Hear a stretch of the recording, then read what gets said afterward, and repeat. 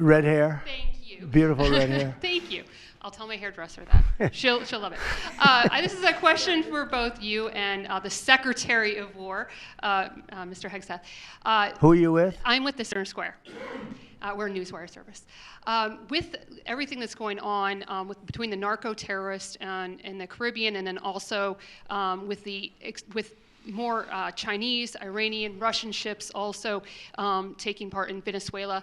Are you have any plans of expanding operations out of Roosevelt Roads, and in fact, placing some home porting some ships there?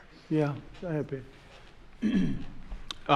We're familiar with the location that you're referring to, and we'll make sure that we're properly displaced in order to deal with the contingency we're dealing with there, and also any ways in which other countries would attempt to be involved also. So we can walk and chew gum. We're definitely keeping our eyes on near-peer adversaries at the same time, but we think sending a message on these cartels, these narco-terrorists, is an important inside our hemisphere, which for far too long, other presidents, as the president pointed out, they've ignored our own backyard and allowed other countries to increase their influence here, which only threatens the American people.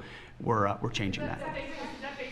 One big thing that has happened, though, because you mentioned expansion and expand our efforts. So when I was running for office, second term, everybody was talking about the fact that nobody wanted to join the military, nobody wanted to join the great police force. They didn't want to join New York's finest or any of our police forces. They didn't want to join anything having to do almost like with the country, with the uniform. We are setting records with the Army, Navy, Air Force, Marines, Space Force, Coast Guard. We're setting records. We've never had anything like it. And I'll tell you when it started, November 5th. We didn't even have to wait till January 20th. They saw spirit. And now we have people coming in that it's unbelievable. And if we wanted to increase our military force, if we wanted to increase any one of these, including police forces, they can now get men. People didn't want to be policemen and women. They didn't want to be firemen and women. They didn't want to go into the military. We were having tremendous recruiting problems, and now we're setting records. We literally, last year at this time, you were doing stories that the recruitment was a disaster. We couldn't get men and women to go into the military.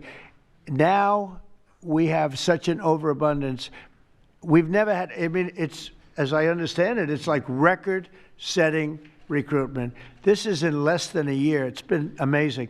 So this is a good time to expand if we want to do it. And I think we should. And we probably will.